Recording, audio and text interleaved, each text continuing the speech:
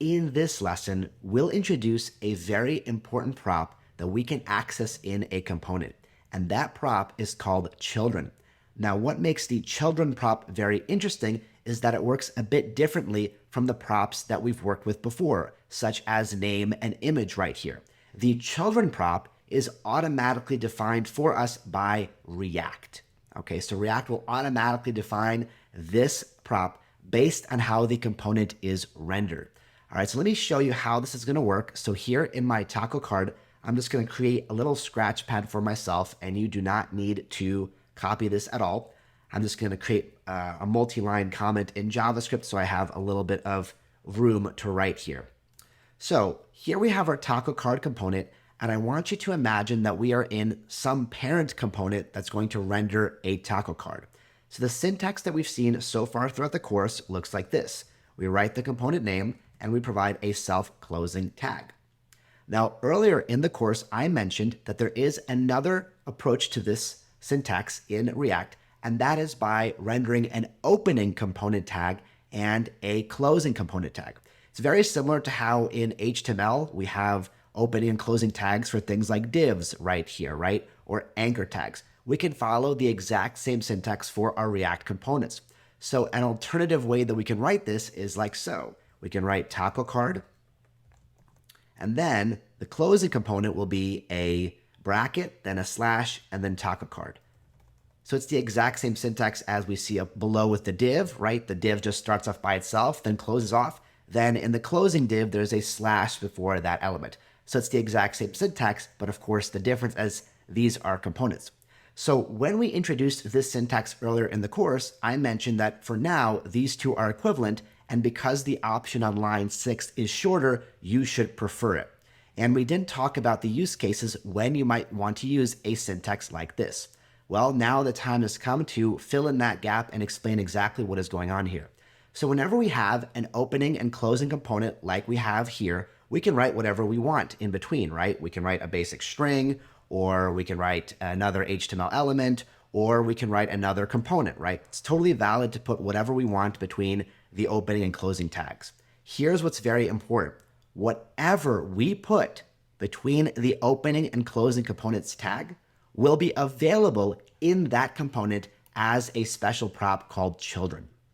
So in the exact same way that we have name and image right here, we can take a children prop and React will automatically make that children prop represent the JSX that is passed in between the opening and closing component tag wherever that component is being rendered. So why is that super powerful?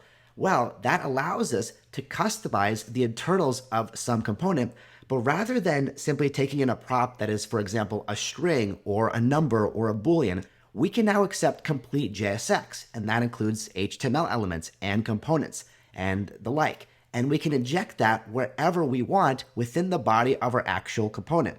So for example, let's say I render one taco card somewhere, and just as an example, I'm going to use an H1 here, let's say some header, and then let's imagine somewhere else in my code base, I have another taco card being rendered, and I provide a different text with an H2, right? Some other header, totally different content.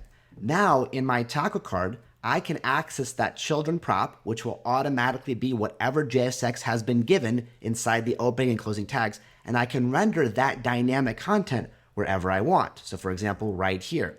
And the beautiful part about that approach is now children can be a whole bunch of things, right? It can be whatever the parent component gives me. It can be an H1, an H2, an unordered list. It can be a string. It can be a complex component hierarchy. It can be anything. And now we can inject that dynamic JSX directly in between the components wherever we want.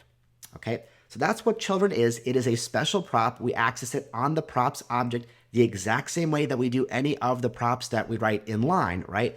But the big difference here is React automatically defines children for us. And what children will be is going to be the JSX between the opening component tag and the closing component tag in the parent component that is rendering, in this case, taco card. But the same rules apply for any React component. So let me show you over the course of this lesson and the next few how this is going to help us solve our problem. So I'm going to remove this code right here. And for now, I'm just going to remove our children prop and remove it right here as well. We'll come back to it later. What I'm going to do is create a generic card component, and I'm going to try to capture the commonalities between a taco card and a burrito card in that singular card component. Then I'm going to refactor taco card and burrito card to use my new card component, and then use children to provide the dynamic content that varies between the two, between the taco card and the burrito card. And if this is a little bit confusing, don't worry. As you see the pattern unfold, I think you'll get it. So let's begin by creating a new component called card within my src directory. So I will call the file card.jsx. And again, my intent here is for this to be a generic card for any food item on our site. So we can think about the contents that are going to be similar between the taco card and the burrito card. So we'll begin with the import of our add to order button. I'm going to copy and paste that here because, of course, that is always going to be present on any card at the very bottom. And right here, I will define a const called card, and I will provide my parameter list. And right here, I will return some JSX. So let's return right here with a pair of parentheses. And before I forget, I will also export default my card. And then what I want to do here is I want to copy this opening div from my taco card. And again, this div is shared between our taco card and burrito card. There's no difference in this div. So I am extracting, once again, the elements or pieces that are shared between my two types of card into my new generic card. So the div with the with classes and the flexbox classes, that all stays the same. So I'm good to copy it over here and save. And there's our basic div. I'm just going to expand this div right now. And then what I'm going to copy over and render is this add to order button. And I'm going to place that right before my closing div, like so. And so now we have that flexbox div, that basic white box for the card, and we have an add to order button. The rest of the content between taco card and burrito card varies, right? Here's a reminder of what burrito card looks like. The only difference now between the two is the order of the image and the anchor tag. In the taco card, the image comes first, then the name or the anchor tag. And in the burrito card, the name comes first and then the image.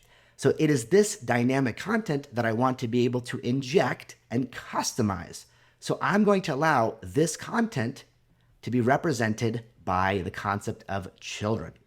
Okay, so in the card component, I'm going to assume that some parent is going to render my card component with an opening card tag and a closing card tag, and then it's going to give me content in between. And remember, React will automatically make that content assignable to a prop called children.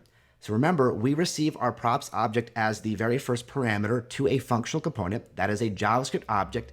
So I'm going to destructure it right here in line, and I'm going to expect that there will be a children prop, and React will automatically define it. But what it is, we can't predict in advance, right? Because it's going to be some dynamic JSX that's going to be given to us by the parent. It can be anything, right? It can be 100 lines of HTML code or JSX. It can be 50 lines or just one string. It can be anything. It's dynamic. But what do I want to do with that dynamic content? I want to render it somewhere here. And of course, where I want to render it is within the div, but above my add to order button. So I'm going to have some bit of dynamic content that the parent is going to give me, and I'm going to render it within my div, but above the add to order button. All right, and we'll see how this works in the next lesson when we start incorporating the card into our taco card and burrito card components. So we're not quite there yet, but we're moving along, and we'll complete this puzzle in the upcoming lessons. So I will see you there.